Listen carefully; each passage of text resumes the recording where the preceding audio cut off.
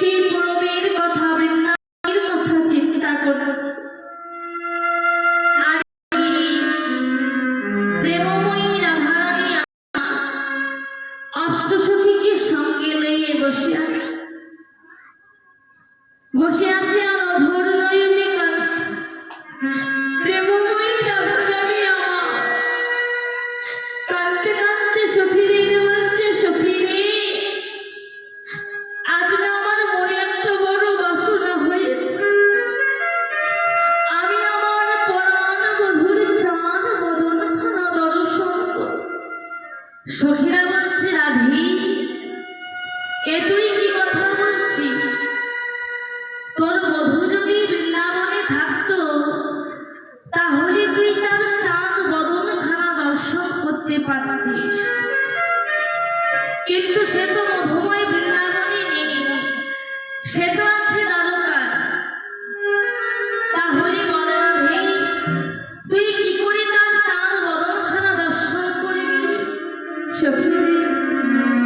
আমি তো জানি আমার বধূ এখন বৃন্দাবনে নেই, আমার বধূ আছে দ্বারকা। তবু আজ আমার মনে বড় বাসনা হয়েছে, আমি আমার বধূর চাঁদ বদনখানা দর্শন করব। তবে জানিস কি আমি কেমন করে চাঁদ বদন দর্শন করব? এই যে মৃত্তিকা, এই বৃন্দাবনী মৃত্তিকার উপর আমি আমার কৃষ্ণ চিত্র অঙ্কন করব। বৃন্দাবনীর মৃত্তিকা, মৃত্তিকা মানে মাটি, চিত্র মানে ছবি, অঙ্কন করা মানে আঁকা। রাধারানী বলছে, সখীরে আজ এই মধুময় বৃন্দাবনীর মাটিতে আমি আমার কৃষ্ণের ছবি আঁকবো, খুব সুন্দর করে, খুব যত্ন করি। তাই রাধারানী কি করলেন, আজ তিনি মনের মতো করে বৃন্দাবনী মৃত্তিকার উপর তার বধূর ছবি আঁকলেন এবং ছবি অঙ্কন করে সেই অঙ্কিত ছবিকে দর্শন করে বদনের অপর বদন দিয়ে বলছে, বধূ গো একবার দুটো কথা বলো, বধূ একবার দুটো কথা বলো, বধূ গো কতদিন হয়ে গেল তোমার বদন হতে রাধে নাম শুনি নয়, কতদিন হয়ে গেল তোমার বদন হতে হারায় হারায় নাম শুনি নয়, বধূ গো একবার দুটো কথা বলো, বধূ একবার দুটো কথা বলো। আজ রাধারানী নয়ন জলে ভাসছে আর বারবার করে বলছে, বধূ গো একবার কথা বলো। ধনী কৃষ্ণ কৃষ্ণ বলি কাঁদে বাহু তুলি, মরবে কি দারুণ ব্যথা।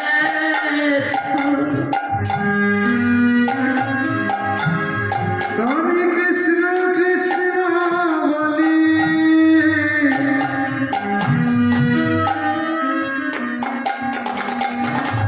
কাঁদে বাহু তুলি, মরবে দারুণ ব্যথা। কৃষ্ণ কৃষ্ণ বলি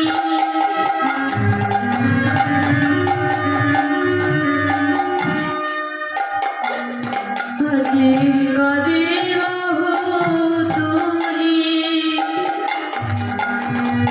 মরবে কি দারুণ ব্যথা। আমার প্রাণনাথ